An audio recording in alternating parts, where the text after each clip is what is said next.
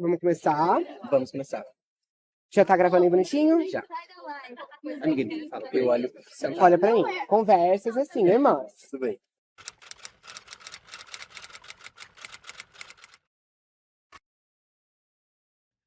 Emerson José Simões da Silva é uma pessoa com algumas cicatrizes reais, físicas e algumas cicatrizes na alma, que aprendeu a duras penas como lidar com as questões da vida.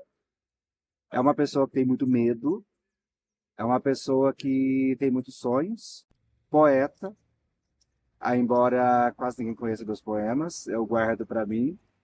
Durante muito tempo eu presenteei as pessoas com poemas que eu escrevi. Era dia de aniversário, eu escrevi um poema.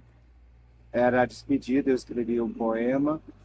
Despedida de turmas, eu escrevi um poema. E assim, encaro a vida realmente como essa eterna folha em branco que a gente pode escrever. Nossa, eu sou uma pessoa muito louca. Eu sou muito doidinha, porque minha família também é, todo mundo lá em casa, sabe? Eles são muito assim, liberal, ligado no sentido de gosta de divertir muito, não é aqueles pais careta que fica proibindo a gente das coisas, assim, eles gostam de divertir com todo mundo. Então, a gente é bem tranquilo. O Wendel, ele é uma pessoa que está em processo de formação, né? Então, o Wendel hoje, eu sou mais um aluno que vai se formar em técnico em química, musicista, que gosta de cantar, pratica esportes nas horas vagas. Então, essa é a definição do Wendel hoje em dia. Ah, louca, doida da cabeça, chata, irritante também, que eu sou dois lados. Ao mesmo tempo que eu tô de boa, eu já fico ruim, eu sou bipolar. Então, eu sou essa doidinha mesmo, sempre.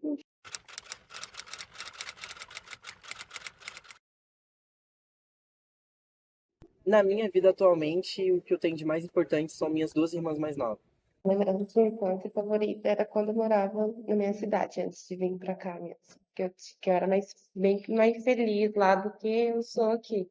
Que eu tinha minha família lá, tava lá, minha família, e aqui é só eu e meus pais. A minha família tá toda lá. Então, depois de adulta, a gente acaba sentindo mais falta, né? Meu pai e minha mãe são pessoas que não são alfabetizadas, eles têm até a terceira, quarta série primária. São duas das pessoas mais inteligentes que eu conheço na vida. E o aprendizado deles vem da experiência do cotidiano. Foi mais ter que vir embora mesmo pra cá. Foi muito, muito ruim. Muito ruim. Porque lá nossa, a gente se divertia muito, que tava tudo em família. Agora aqui é só nós três. E o povo que é rodeado lá em casa, lá, que eles acham que é amigo deles, não é amigo. Então, fica sempre um clima muito ruim. Uma grande perda, eu acho que não era algo que eu tinha muito, mas a proximidade com a minha família.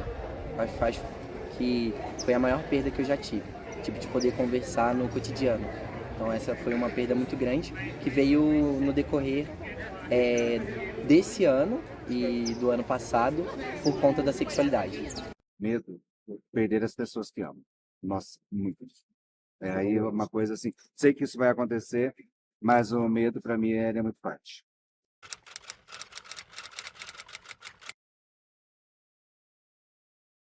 Nossa, não.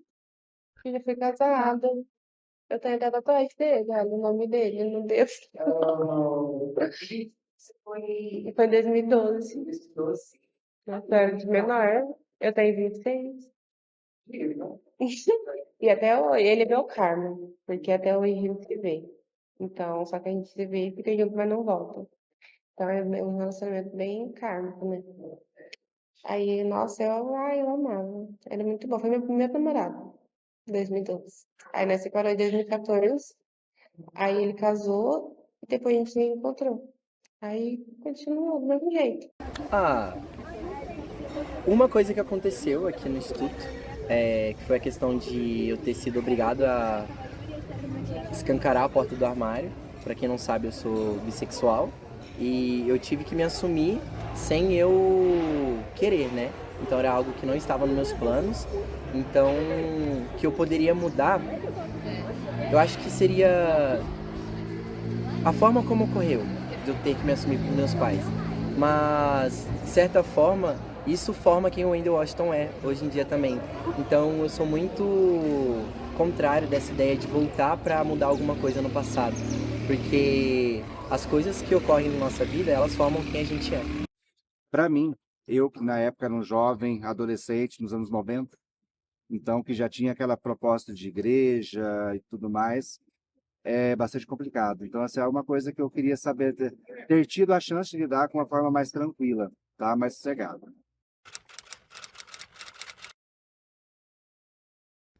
Minha carreira e a forma como eu consegui estabelecer uma relação com os meus alunos, com os familiares dos meus alunos, com o local onde eu estou, e isso refletiu na forma como a minha família me criou. Exato. Foi eu amadurecer mesmo. Amadurecer a cabeça, crescer, parar de fazer as coisas que eu fazia antes, que eu fazia muita coisa errada. E foi a melhor coisa que eu fiz, apesar que depois de velha, né, que eu fui fazer, que eu fui tomar jeito, juízo, mas eu tô gostando dessa fase minha agora. Irmão, acho que não faria outra, não teria outra profissão na vida que não ser professor e dialogar com jovens, com adolescentes, não somente ensinar, mas na maior parte das vezes aprender. Meu maior sonho, acho que é concluir as minhas expectativas de vida. Então, ter casa, família, a faculdade, o emprego, que infelizmente hoje em dia É babado. todo mundo tem que trabalhar, né? Isso é o maior sonho? Olha, eu tenho um sonho que é uma coisa assim, muito. Desde que eu me entendo por gente, que é a paternidade. E a paternidade pela escolha, mais uma vez, não a escolha minha, a escolha de outro, que é a paternidade pela adoção. É uma coisa que eu acho que eu sempre me preparei na vida, foi para a paternidade pela adoção. É uma coisa que eu acho linda.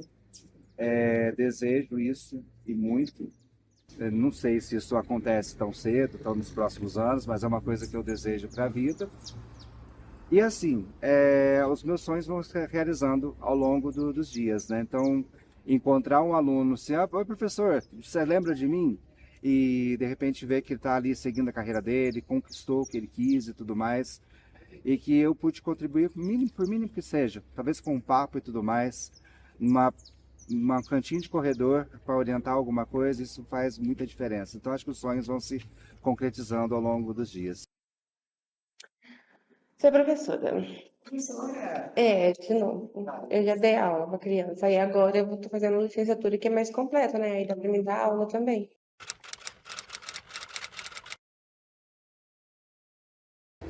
Depois da morte. Eu acho que é um sono profundo, sabe? Porque, pela minha crença, né, questão de religião, que Jesus irá voltar algum dia. Mas eu ainda acho que seja só um sono eterno. Mas eu gostaria muito de acreditar que há algo depois daqui, porque é muita coisa que a gente viveu para simplesmente acabar, assim, num dormir simples. Então eu espero que tenham uma vida me esperando após essa morte. Nossa, muita coisa. Eu não sei se as pessoas acreditam, assim, sabe? Mas a minha avó já mandou várias cartas pra gente. Característica dos meus orixás, Oxóssi e Oxum, sou uma pessoa assim que abraço muitas pessoas, que estou rodeado de gente, mas que em alguns momentos preciso me isolar também e amo estar isolado, amo estar sozinho, mas parece que assim tem algo que me atrai muito, que é a questão do contato com o ser humano. Se o céu existe. Essa é a ideia, porque querendo ou não, o peso da religião na vida das pessoas impacta em muitas coisas que a gente poderia viver e não vive, por essa dúvida, sabe? Então quem está atrelado à religião, de certa forma, às vezes não experimenta de algumas coisas por conta da própria religião. Já faz muitos anos que ela morreu e ela falou que depois que a gente morre, a gente ajuda a curar as pessoas que estão chegando lá. Porque tem muita gente que morre e não aceita que morreu e fica vagando, procurando a luz. E lá ela falou que lá eles ajudam muito, porque é meio que tem um hospital, igual um hospital, assim. que fica o pessoal de luz, assim, te recuperando para você voltar, aceitar, fazer a aceitação. Ela falou que o lugar que ela fica lá é lindo, e tem uma biblioteca enorme, cheia de livro, e só tem luz lá, não tem escuridão. Nossa, o lugar que ela descreve assim é perfeito. Olha, é um pouco doloroso, porque sair daqui, tem, todo mundo fala, em terceiro ano vai virar CLT. É a vida. Mas perder tudo que a gente tem aqui no IF é algo muito triste, sabe? Porque foi uma vivência imensa e agrega muito à nossa vida. Que nem eu falei, tem a questão de, eu vim fazer um curso, vou sair daqui com um diploma, mas eu não vou ter tudo de volta, sabe? As amizades, tanto entre amigos, com os professores, essa relação com a própria instituição, ou com alguém da cantina, ou algum outro funcionário que a gente é próximo. Então vai ser doloroso ter que dizer adeus para essas pessoas, porque a gente sabe que as ocupações da vida, elas não vão permitir com que isso volte. Então é muita amizade que a gente vai deixar aqui, pessoas que não vão concluir esse ano, e muitas amizades que a gente também já perdeu, né, nesse longo do ano, porque sempre tem um terceiro ano e é sempre uma perda. E por mais que a gente saiba que vai acabar, a gente nunca está preparado para o fim de um ciclo.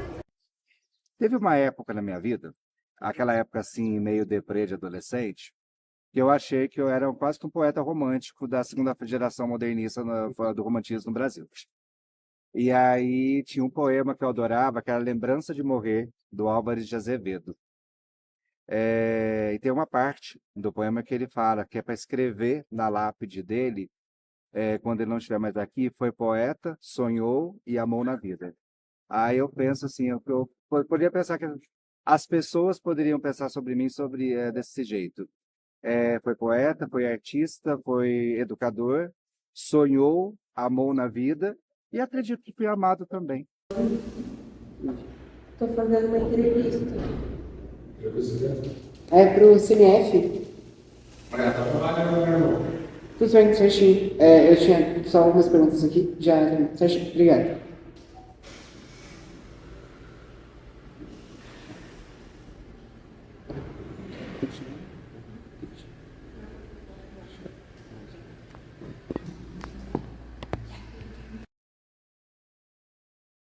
Posso deixar assim? Liberei. Wendel, você dá direito de imagem seu pra gente? Não. Então vai tomar no seu cu. Agora tem que deletar o vídeo.